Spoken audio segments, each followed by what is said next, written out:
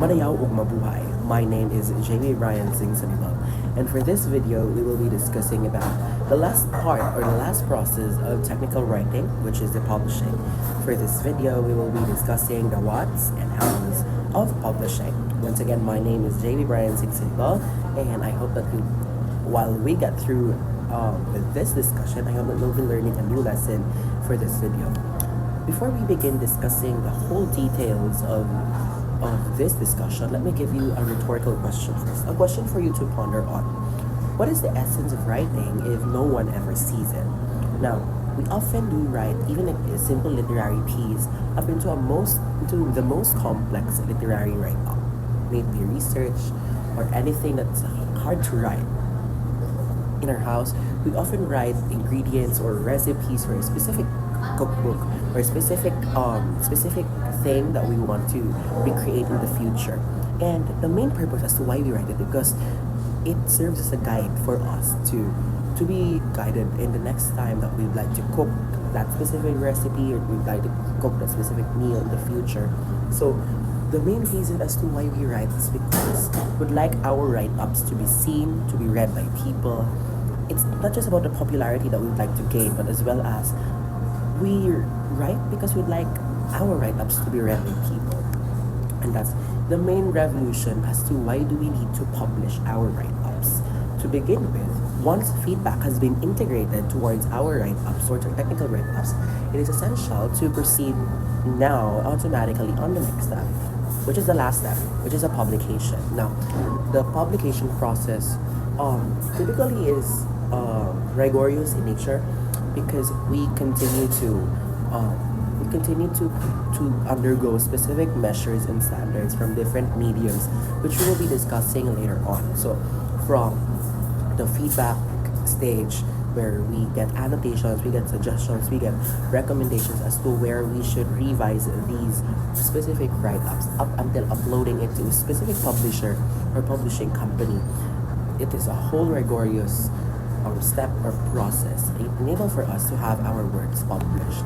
Now, it's not just about the publishing that we'd like to do, but as well as like to gain visibility as to the craft that we've done. So we aim to share it on different social media accounts or media platforms, enable for us to gain higher visibility and higher audience reach. Now, one thing that we'd like to remember in the state of publishing or in the process of publishing is to often control the way or the number of the way on how we refine or how we improve, how we adjust the whole write-up process. In general, the whole write-up process is an endless loop, and the most technical loop revolves around the endless cycle of editing and refinement. We often do edit, we often do refinements on our outputs, on our write-ups, because we like our write-ups to be better or to be the best, enable for us to be well competent towards publishing it. But however, continuously dealing or delving towards pure refinements often ends these publishing areas where the write-up becomes stagnant in nature, which is hard for these writers because we might end up being tired about the whole process already, or it prevents the completion of the whole output. Therefore, it's essential for us not to delve deeper into the refinement process. Once we see or once we feel that it's already sufficiently polished, it's already sufficiently smooth, and I believe it's time for us to publish this specific output. We should have that sound mindset wherein we feel very confident about the way and how we write, especially that once it's been reviewed, we follow these reviews, we follow these annotations, enable for these write-ups to be competent in nature.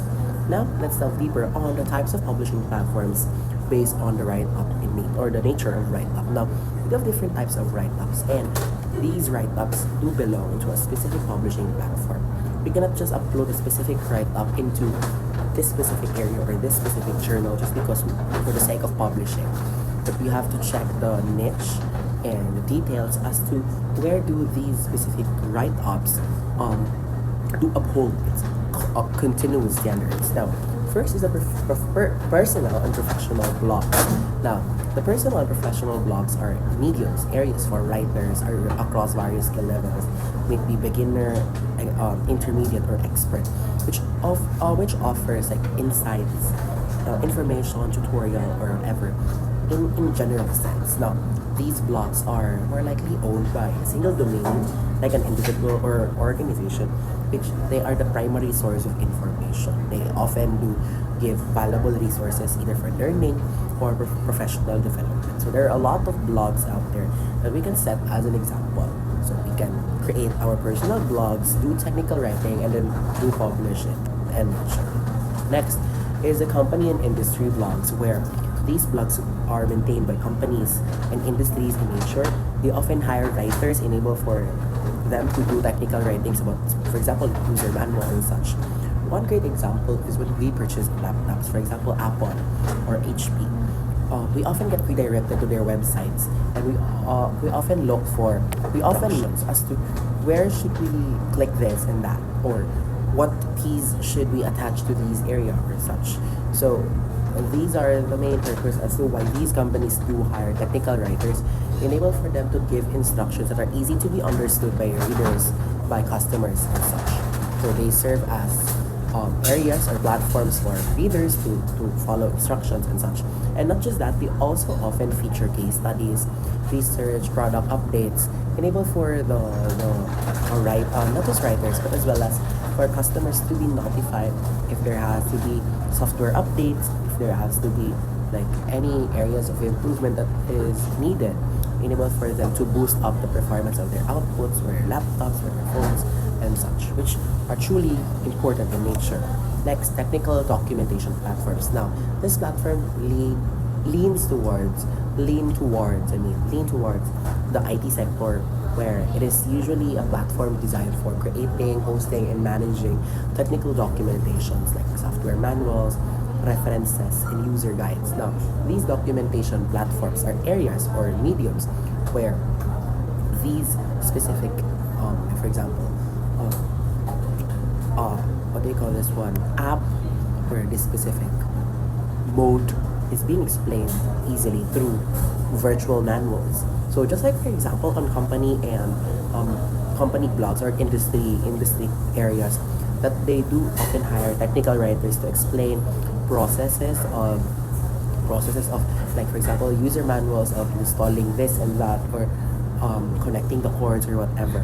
In documentation platforms, what they do is they often give instructions, manuals, guides, user guides to users, but more focused on software like apps, modes, and something. So it's essential for these aspects to do technical writing, enable for them to be understood easily by customers like us who weren't really in the tech world, or jargons that we don't know in technical areas.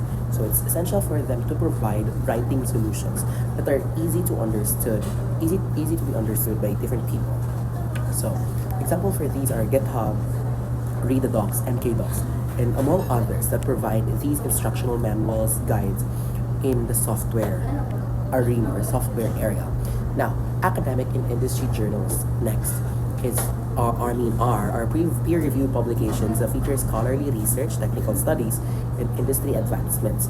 Well, academic journals lean towards rigorous research methodologies and theoretical contributions, while industry journals highlights the practical applications, studies, and trends that lean towards industry, innovation, and such. So these journals serves as a new medium for researchers, for people to understand new knowledge, and it's just like a general body of knowledge that we'd like to dip into.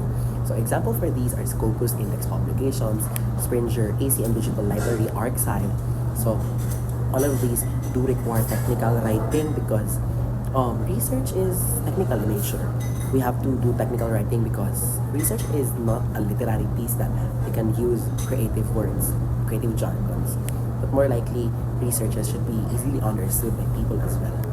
Despite having scientific areas, IT areas, linguistic areas that it is usually only understood by those specific groups in nature. But research is a different masterpiece. It is a different output that really requires a new skill, a different skill set that sets everything apart towards literature and such. Next, online technical communities and forums. So earlier we discussed about the personal and professional blogs, but what differs to the technical communities and forums, or the word itself, communities and forums? It engages discussion. It promotes discussion towards people. Maybe you are the user, maybe you are the developer of the blog, or might be a commenter.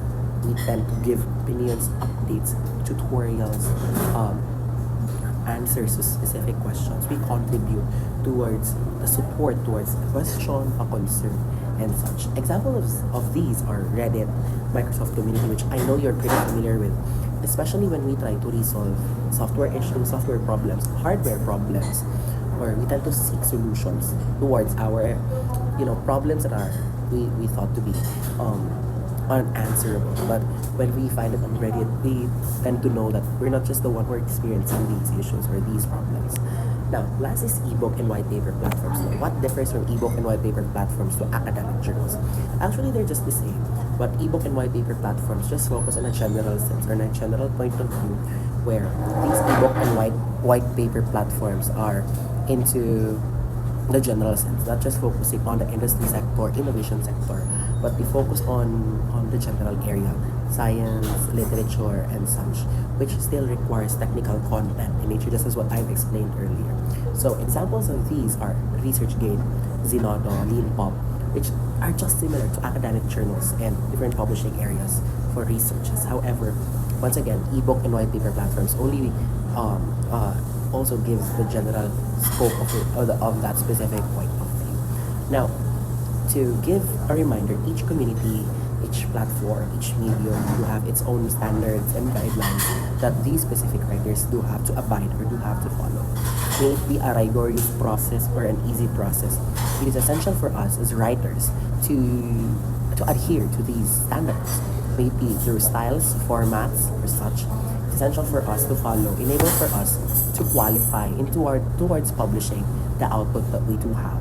Now, we have to familiarize ourselves with the standards set by these publishers, enable for us to have our outputs accepted and to ensure that our work aligns with the expectations of the platform. This is what I have said earlier. We cannot just publish our output because we have the need to publish it. But we also have to check the standards. We also have to check the criteria. We also have to check the eligibility, the exactness as to why do we have to publish this specific write-up towards this specific publishing company or publishing area or publishing medium. It's essential for us as writers to always be consistent as to what we write, as to what we release into public, and as to what we publish in public. It doesn't mean that we have to publish it.